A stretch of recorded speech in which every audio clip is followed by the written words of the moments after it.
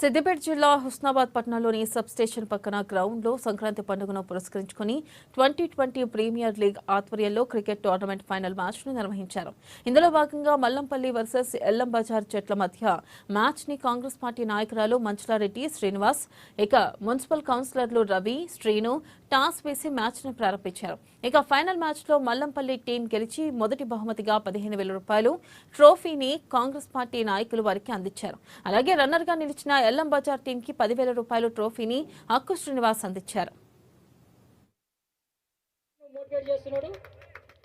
మీకు ఈ వేదికగా నేను చెప్పేది ఒకటే, మీకు ఖచ్చితంగా మీరు ఒక హుస్నాబాద్కే పరిమితం కాకుండా మీరు నెక్స్ట్ మీ ప్రోగ్రెస్ ఇంకా ముందుకెళ్ళడానికి కావాల్సిన ఇంతకు ముందు కంటే ఇప్పుడు ఇంకా ఎనర్జీగా ఉంది మీ అక్క.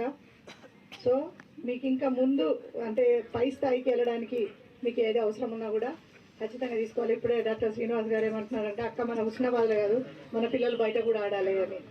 సో అది ముందుకు వెళ్ళడానికి కూడా మీకు 100% నేను సహకరించడానికి, అన్న ద్వారా మీకు అంతా మంచి జరిగేలా చూసుకోవడానికి నేను బాధ్యతగా తీసుకుంటున్నాను.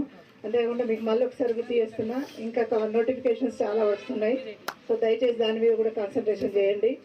ఆల్మోస్ట్ ఇప్పటికీ చాలా మంది ఉద్యోగాలు వచ్చినాయి, అక్క ఉద్యోగాలు వచ్చింది, మాకు వచ్చింది అని ఫోన్ చేస్తుంది. మాకు ఎక్కడ ప్లేస్మెంట్ ఎక్కడైతుందో వచ్చిన తర్వాత మేము కలుస్తామని ఫోన్లు వస్తున్నాయి. చాలా సంతోషంగా ఉంది.